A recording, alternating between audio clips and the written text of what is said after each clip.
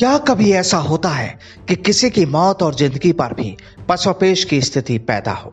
और क्या ऐसा होता है कि जहां शासन हो तो केवल किसी एक का, और जहां नहीं होता हो कोई विरोधी भी? एक ऐसा देश जिसके किताब पर तानाशाही का तमगा है, जहां कानून का मतलब एक इंसान है, एक परिवार है, जहां एक 5 साल की उम्र के बच्चे को तानाशाह बनाने के लिए तैयार किया गया। बच्चा थोड़ा बहुत बड़ा हुआ तो उसके हाथ में कोर .45 की पिस्टल थमा दी गई, और जब सत्ता संभाली तो दुनिया का सबसे क्रूर और सन की तानाशाह कहलाया। हम बात कर रहे हैं दुनिया के सबसे रहस्यमय देश का सन की तानाशाही की, किम जोंग उन के बारे में, जिसके अस्तित्व को लेकर अब कई सवाल उठ रहे हैं। लेकिन इससे भी बड़ा सवाल है कि आखिर नॉर्थ कोरिया में चल क्या रहा है। दुनिया को बात बात पर उड़ा देने की धमकी देने वाला किम आज कहां है कि भी नहीं, किसी को नहीं पता। कोई कहता है कि वो गंभीर रूप से बीमार है और कोमा में चला गया है, तो कोई किम जोंग की मौत का दावा कर रहा है। लेकिन यह सिर्फ अटकलें हैं, क्योंकि सच क्या है कोई नहीं जानता।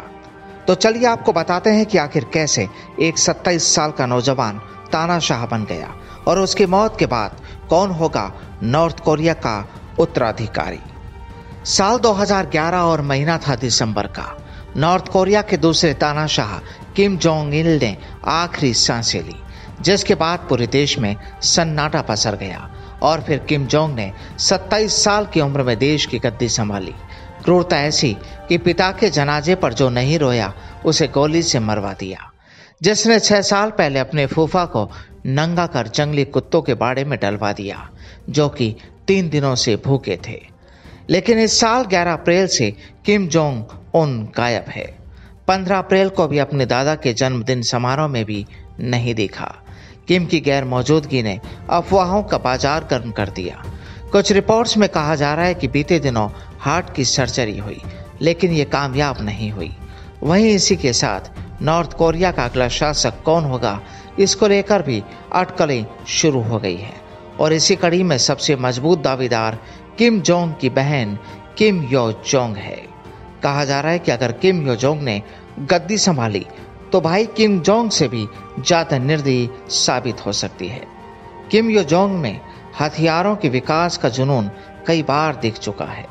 किम यो जोंग अपने पिता की मौत तक उनकी खास सहयोगी रही है। इसके बाद भाई किम जोंग उन की भी करीबी सहयोगी रही। किम यो जोंग के राजनीति में दखल और मजबूत पकड़ का अंदाजा इसी बात से लगाया जा सकता है कि अमेरिकी राष्ट्रपति डोनाल्ड ट्रंप के साथ साल 2018 में सिंगापुर और 2019 में वियतनाम में हुई शिखर वार्ता में वो अपने भाई किम जोंग उन के साथ गई थी। और नॉर्थ कोरिया में आज से पहले कभी कोई महिला नेता नहीं बनी। और अब ऐसे में साफ है और माना भी ये जा रहा है कि किम की मौत के बाद नॉर्थ कोरिया की सत्ता पहली बार किसी महिला के हाथों में होगी, एक बड़ी तानाशाह के रूप में। Bureau report, the fact India.